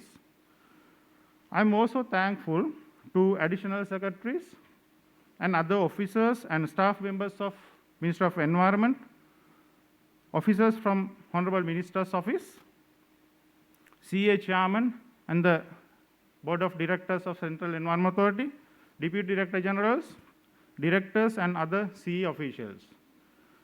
I also would like to take this opportunity to record our thanks and appreciation to the Deputy Director General of Education and Awareness Division and his staff, especially the Director, Ms. Shamini Periyappiruma, and staff of the Environment Promotion Unit for organizing this international forum. I also thank very much IUCN, SACAP for publicizing the event to obtain more foreign abstracts for this conference. Also, my honorary thanks should pay to the most venerable Dr. Kirinde Assajithero for advising us by recommending Haritha TV as the conference official media channel. And also, special thanks should go to Haritha TV CEO, Mr. Mahesh Bandara, and Haritha TV team. Also, I sincerely thank the editorial board and Vidusara newspaper management for publishing the paper supplement on ICEG 2021. Moreover, I am thankful to Procon Technology Private Limited for designing an attractive web page for this international conference, and Bank of Ceylon for providing an online payment gateway to this conference. And also, I would like to thank event manager for organizing this nice event. My big thank should go to our sponsors, Mas Krida and Noyon Lanka Private Limited and its management. If you did not help and supported, this event would have not been a success. So thank you very much for your contribution and all the supports. Also, I'd like to thank the others who helped and supported us to organize this event successfully. My appreciation should go to the research publishers who posted and shared their valued abstracts with CEA. I wish them the best of luck with their research papers and hope that the results will contribute to the development and conservation of our trusted, treasured nature.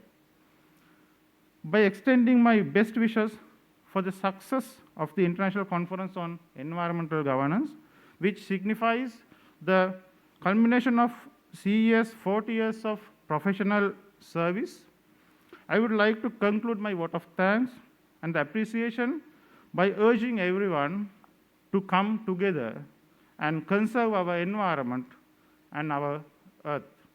So I wish you all the good luck. Thank you very much.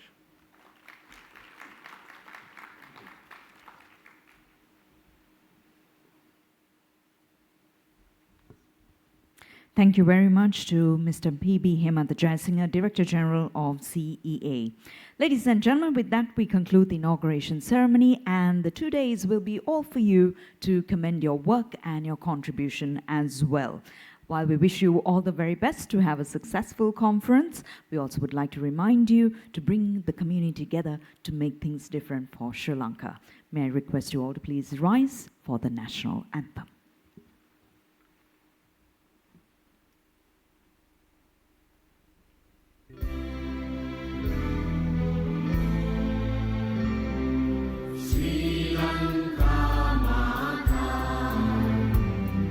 Sri Lanka